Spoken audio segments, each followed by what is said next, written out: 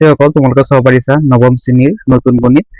গতিকে নতুন গণিতৰ আমি সম্পূৰ্ণ আৰ পইণ্ট ওৱানৰ পৰা দুনীয়াকেই গোটেইখন কিতাপৰ আমি সলিউশ্যন দি থাকিম এইটো ভিডিঅ'ত। গতিকে তোমালোকে এই চেনেলটো ছাবস্ক্ৰাইব কৰি থৈ দিয়া যাতে সকলো ধৰণৰ ভিডিঅ' যাতে আগতীয়াকৈ পাব পাৰা, ঠিক আছে। গতিকে আমি নতুন গণিতৰ আজি ক্লাছ 9ৰ আলোচনা কৰিম আৰ পইণ্ট ওৱান। গতিকে চোৱাচোন আৰ পইণ্ট ওৱান কি আছে,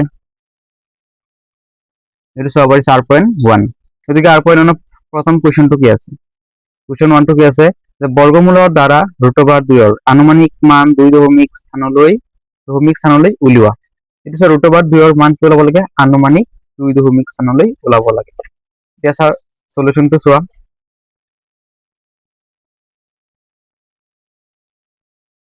কুৱেশ্যন ওৱান সলিউশ্যন, এইটো আমি কি ল'ব লাগে, ৰুট অভাৰ 2ৰ আনুমানিক 2 স্থানলৈ তাৰ ভেলু ওলাব লাগে, মান ওলাব লাগে। তেনেহ'লে আমি কি ল'ম, ইয়াত 2 ল'ম, এটা পয়েন্ট ল'ম, 4টা 0 ল'ম। 2 কোৱাৰ কাৰণে আমি কেইটা 0 ল'ম, 4টা 0 ল'ম। এতিয়া হৰণ কৰি দিয়াচোন, হৰণ কৰিলে কি হ'ব, কি পাম আমি চোৱা।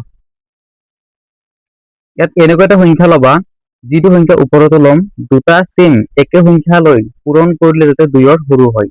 গতিকে 1 হ'ব, 1 1 গুণ 1। যদি ইয়াত 2 লওঁ, এটা কি ল'ব লাগিব, 2 2 2 গুণ 4, ডাঙৰ হৈ যাব, ডাঙৰ হ'লে নহ'ব। এইটো চোৱা 2ৰ পৰা 1 মাইনাছ কৰি দিয়া কিমান হ'ব, 1। দশমিকটোৰ ওপৰত উঠি যাব, দুটা যদি তুমি নমাই দিয়া কিমান হ'ব, 100। এতিয়া চোৱা এই 1টো যেতিয়া তলত নামিব ন, দুটা কণ্ডিশ্যনত নামে। এটা কণ্ডিশ্যন হৈছে এইটো এবাৰ প্লাছ কৰি নামিব, মানে বস্তুটো ডাবল হ'ব, 1 + 1 কিমান হ'ব, 2। আৰু এটা কণ্ডিশ্যন হৈছে এই সংখ্যাৰ লগত 2 এটা পূৰণ কৰি নামে, মানে 1 2 গুণ 2। এতিয়া চোৱা ইয়াত আমি কি পাইছো, 2 পাইছো। 2ৰ লগত ইয়াত এনেকুৱা এটা সংখ্যা দিয়া যিটো সংখ্যা মই ওপৰতো দিম, সেম সংখ্যা দিব লাগিব। সেম সংখ্যাৰ আকৌ এইটো পূৰণ কৰিলে আমি 100ৰ সৰু পাব লাগিব।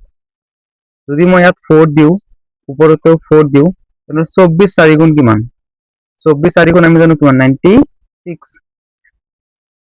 এতিয়া চোৱা 100ৰ পৰা 96 মাইনাছ কৰিলে কি হ'ব, 4। এই দুটা 0 নামি আহিব, 400। এতিয়া চোৱা ইয়াত কি হ'ব, এই ফাৰ্ষ্টৰ সংখ্যাটো যেনেকৈ আছে তেনেকেই নমাই দিয়া। ছেকেণ্ড যিটো সংখ্যা আছে 4 ন, এই 4 সংখ্যাটো হ'লে আৰু এটা 4 প্লাছ কৰি নামিব, মানে 4 4 কিমান হ'ব, 8। বা মই এনেকৈ ক'ব পাৰোঁ 4 2 গুণ 8, 2 এটা পূৰণ কৰি নামিব। এতিয়া চোৱাচোন ইয়াতে আমি কি পাইছোঁ, 28। এতিয়া 28ৰ লগত ইয়াত এনেকুৱা এটা সংখ্যা দিয়া যিটো সংখ্যা মই ওপৰতো দিম আৰু সেইটো সংখ্যাৰ লগত পূৰণ কৰিলে 400 সৰু হ'ব। এতিয়া চোৱা মই যদি 1 দিওঁ, ওপৰতো 1 দিওঁ, কিমান হ'ব, 281, 1 গুণ কিমান, 281। যদি মই ইয়াত 2 দিওঁ, তেনেহ'লে কি হ'ব, 500ৰ ওপৰত হৈ যাব, মানে 400তকৈ ডাঙৰ হৈ যাব। গতিকে আমাৰ উত্তৰটো কি নহ'ব। এতিয়া চোৱা আমি আৰু বিয়োগ কৰিব নালাগে, কাৰণ আমাক কৈ দিছে দশমিকৰ পাছত দুটা ডিজিট ওলাব লাগে। এতিয়া আমি আনসাৰ কি পাইছোঁ, therefore root over T equal কি পাইছোঁ আমি, 1.41। এইটো আমাৰ 1 নম্বৰ কুৱেশ্যনৰ সলিউশ্যন। ঠিক আছে, ধুনীয়াকৈ তোমালোকে লিখি লোৱা। পাছত চোৱা কুৱেশ্যন 2 আছে ইয়াত, দুটা অপৰিমেয় সংখ্যা লিখা যাৰ যোগফল পৰিমেয় আৰু পূৰণফল পৰিমেয়। এইটো তুমি নিজে ধৰিব লাগিব যে দুটা অপৰিমেয় সংখ্যা। এতিয়া চোৱা অপৰিমেয় সংখ্যা কাক বোলে, মই বেলেগ এটা ভিডিঅ'ত দি দিম, তোমালোকে ধুনীয়াকৈ চাই থাকা। কুৱেশ্যন 2ৰ সলিউশ্যন, ধৰো দুটা অপৰিমেয়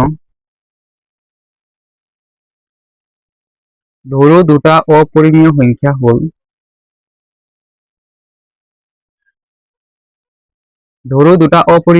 হল, কি কি ধৰিব পাৰো আমি, -√2 +√2। এই দুটা কি হয়, অপৰিমেয়। এতিয়া আমি চাও দুটা অপৰিমেয় সংখ্যা যোগ কৰি চাও কি হয়, পৰিমেয় হয় না নাই। এতেকে সংখ্যা দুটাৰ যোগফল,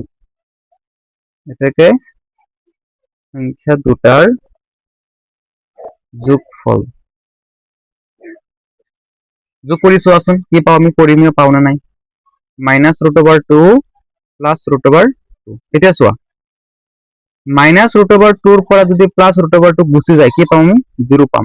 আৰু আমি কি গম পাও, 0 এটা পৰিমেয় সংখ্যা। আৰু এটা আছে এতেকে সংখ্যা দুটাৰ পূৰণফল, সংখ্যা দুটাৰ পূৰণফল মানে আমাক কুৱেশ্যনটোত কৈছে দুটা অপৰিমেয় সংখ্যা লোৱা, যে দুটা যোগ কৰিলে এটা পৰিমেয় হৈ যায়, দুটা পূৰণ কৰিলে এটা পৰিমেয় সংখ্যা হয়। গতিকে আমি পূৰণ কৰি চাওঁ কি আছে, মাইনাছ ৰুট অভাৰ টু এতিয়া চোৱা ইয়াৰ আনসাৰ কি হ'ব, মাইনাছ ৰুট 4, 2 2 গুণ কিমান 4। এতিয়া চোৱা 4ৰ বৰ্গমূল কিমান, 4ৰ বৰ্গমূল হৈছে 2, মাইনাছটো থাকিব। গতিকে -2 এটা কি সংখ্যা, -2 এটা পৰিমেয় সংখ্যা। গতিকে কি পাইছো আমি, যে দুটা অপৰিমেয় সংখ্যা লৈ আমি যোগ কৰি কি পাইছো, এটা পৰিমেয়, পূৰণ কৰি কি পাইছো, আমি পৰিমেয় সংখ্যা পাইছো।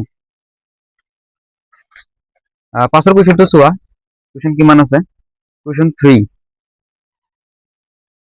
সংখ্যাৰেখাৰ সহায়ত -5 আৰু 5ৰ মধ্যৱৰ্তী অখণ্ড সংখ্যাবোৰ লিখা। যে -5 আৰু 5ৰ মাজত কি কি সংখ্যা আছে আমি লিখিব লাগে। 3 নম্বৰ কুৱেশ্যনৰ সলিউশন,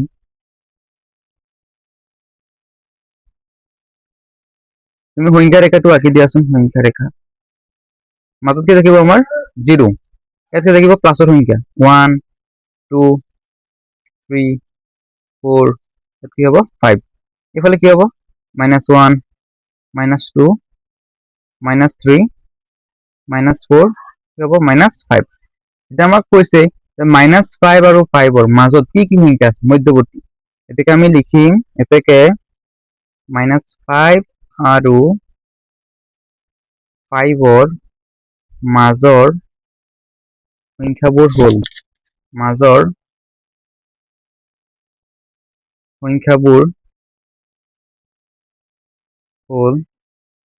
কি কি হ'ব কোৱাচোন তোমালোকে, কি কি হ'ব, -5 আৰু 5ৰ মাজত কি কি আছে, -4 -4 -3 -2 -1 0 আছে, 1 আছে, 2 3 4, এইকেইটা কৈছে যে -5 আৰু 5ৰ মাজত এইকেইটা সংখ্যা আছে। এইটো আমাৰ কুৱেশ্যন 3 ৰ এনসাৰ।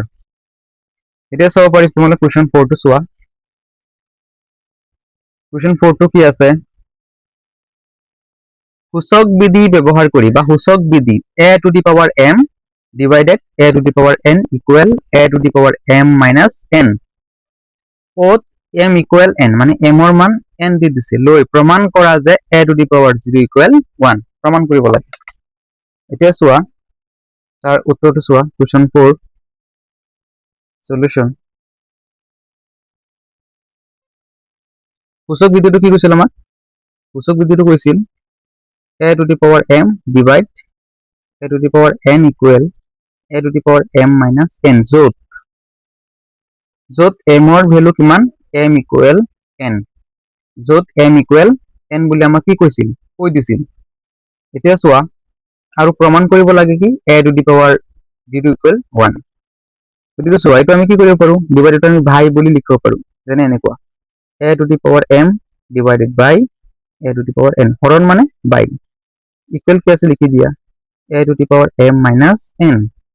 এতিয়া চোৱা মই বাইটো দিছো, তলটো লিখি দিয়া a to the power n, ইয়াতে লিখা m ৰ মান মই কি লিখিব পাৰো, ইয়াত লিখি দিছো যে m ৰ মান মই n লিখিব পাৰো, n লিখিছো, equal a to the power m ৰ মান মই কি লিখিব পাৰো, n minus n। এতিয়া চোৱাচোন কি হ'ব, এইটো তুমি মনে মনে কেনসেল কৰি দিয়া, চোৱা মিলি গৈছে ন, a to the power n a to the power n, গতিকে মনে মনে কেনসেল কৰি দিলে কি হ'ব, এটা আমি কি পাম, অটোমেটিক 1 পাম। এইটো কেনসেল হৈ গৈছে, এইটো কেনসেল হৈ গৈছে, কিমান পাম আমি 1 পাম। বুজি পাইছা, এইটো কেনসেল, কাৰণ তলৰ পৰা মিলি গলে আমি কি কৰি দিব পাৰো, কাটি দিব পাৰো। গতিকে কাটি দিলে কিমান থাকিব, এইটো 1 equal a to the power n ৰ পৰা n গুচি গলে কি হ'ব, 2 ৰ পৰা 2 গুচি গৈছে 0 হ'ব, সেম তেনেকুৱাই n ৰ পৰা n গুচি গলে কিমান হ'ব 0। গতিকে a to the power 0 equal আমি কিমান পাইছো 1, গতিকে ভাগ কৰি লিখি দিয়া a to the power 0 equal কিমান পাইছো আমি 1, প্ৰমাণিত